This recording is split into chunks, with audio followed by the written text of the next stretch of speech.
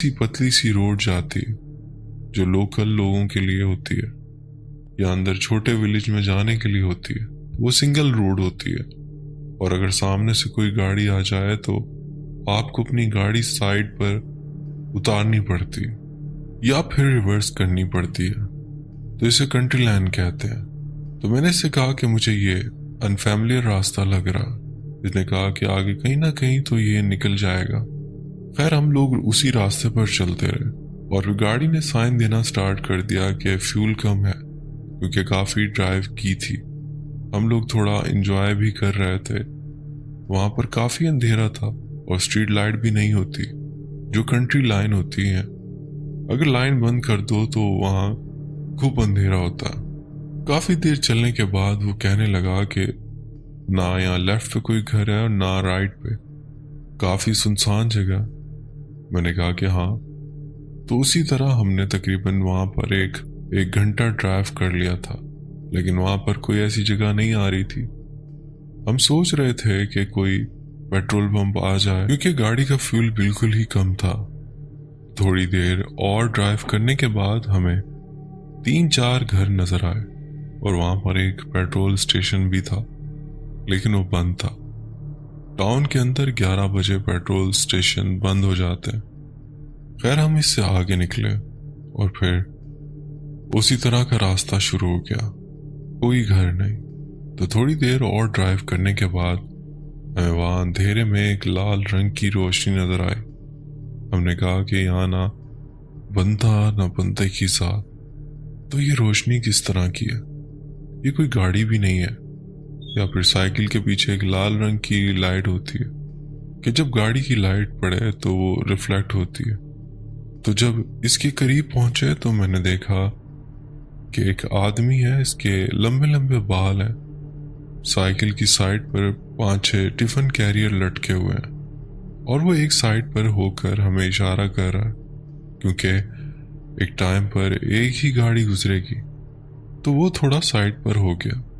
तो मैंने आयतल कुर्सी पढ़ना शुरू कर दी और फिर जब हम इसके बराबर से गुजरे और इसने हमारी तरफ देखा तो इसकी शक्ल बिल्कुल भी नॉर्मल इंसानों की तरह नहीं थी।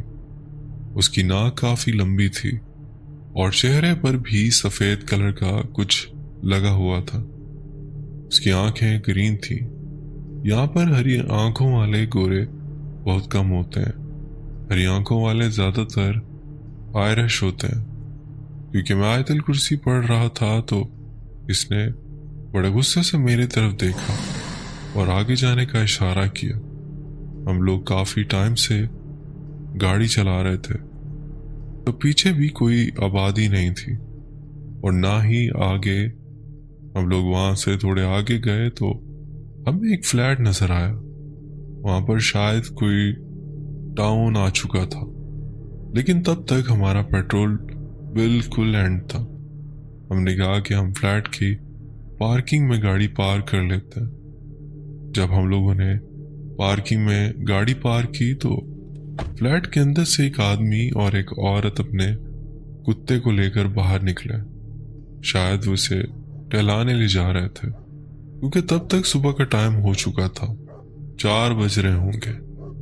यहाँ पर सर्दियों में मगरिब बहुत देर से होती है, तकरीबन 10-10:30 बजे होती है।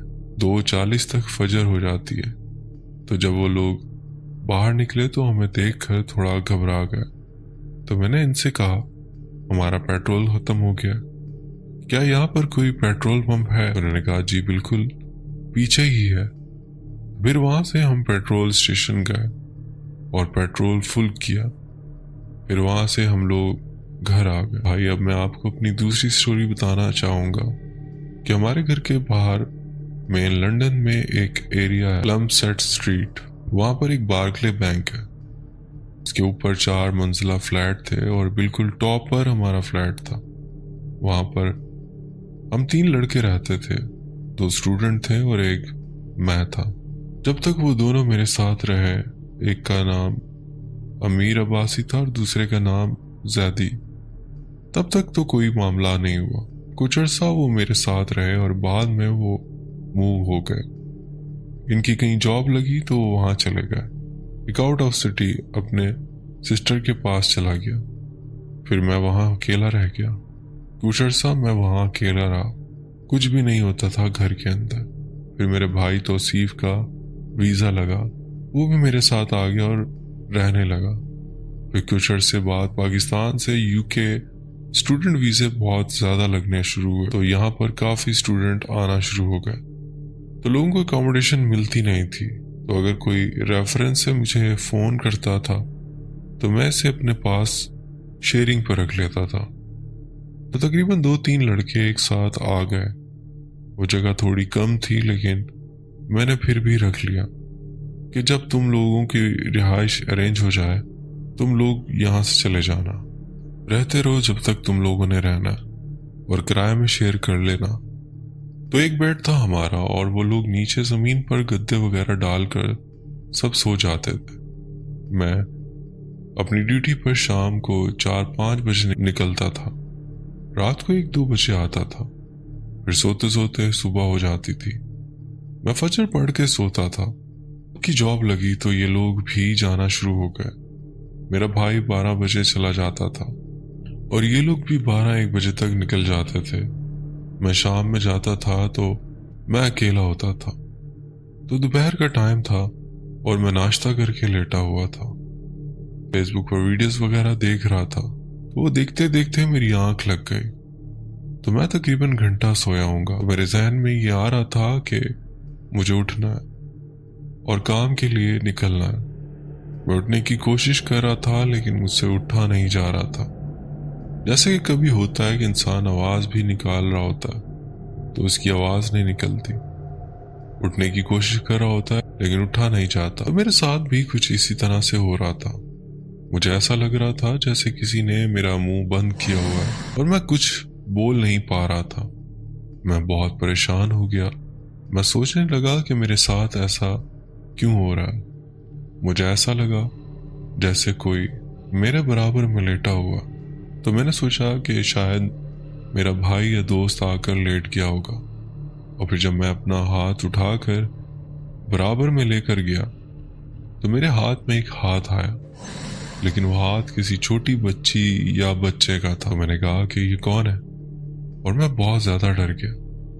मैं समझा कि शायद मेरा वहम है। इस टाइम तक मेरी आंख बंद थी और बंद आंखों के साथ ही मैं ये सब कर रहा था। और जब मैंने दोबारा हाथ रखकर चेक किया तो फिर मेरे हाथ पर वही हाथ लगा। और फिर मैंने थोड़ी हिम्मत करके पूछा, कौन हो, कौन हो तुम? तो मेरे कानों में आवाज आई कि शारदा। उस टाइम मुझे लगा कि आज मेरे साथ कोई सीन हो गया। तो मैंने दिल में बड़ी मुश्किल से आयतुल कुर्सी पढ़ी और फिर जब मैंने आंख खोली तो कमरे में कोई भी नहीं था।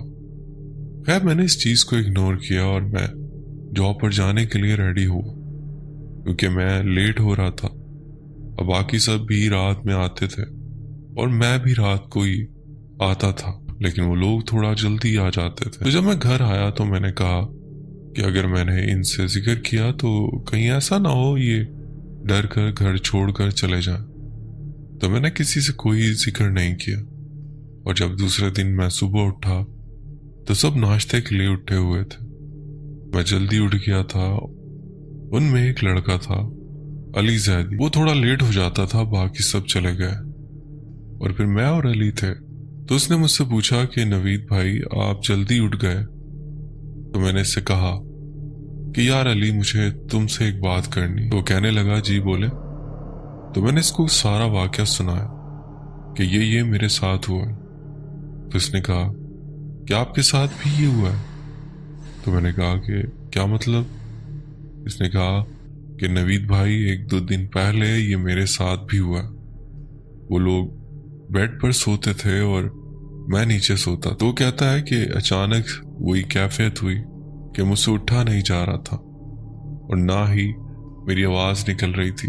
तो मेरे हाथ से भी किसी बच्चे का हाथ टकराया। तो मैंने काफी जोर से अब्दुल्ला को बुलाया, पहले से बहुत ही आहिस्ता आवाज में। अब्दुल्ला। काफी देर ये कैफियत रही। फिर जब एकदम मैं झटके से उठा तो मैंने अब्दुल्ला और एहतशाम को उठाया। तो उन्होंने कहा कि भाई तुम्हारा वहम है, तुम्हारे साथ कोई ना कोई मसला हो रहा। اور پھر جب میں نے اس کے ساتھ ذکر کیا تو اس نے کہا یہ معاملات آپ کے ساتھ نہیں ہیں، آپ تو پہلے سے ہی یہاں پر رہ رہے ہیں، کبھی پہلے ایسا ہوا ہے؟ تو میں نے کہا نہیں۔ اس نے کہا کہ یہ مسئلہ علی کے ساتھ ہے، اس کے گھر میں بھی اس کے ساتھ اس طرح کی چیزیں ہوتی رہتی تھی۔ جب اس نے یہ بتایا تو تھوڑی میری جان میں جان آئی۔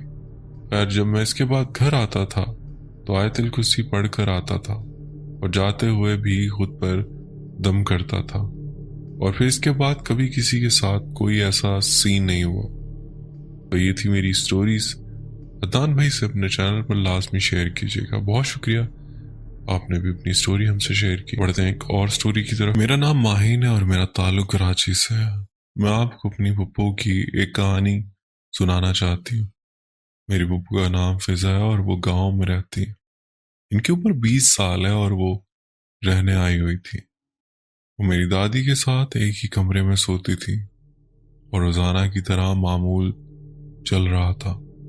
رات کے تقریباً 1 بج رہے تھے اور مجھے شرارت سوچی کہ میں انہیں ڈراؤں۔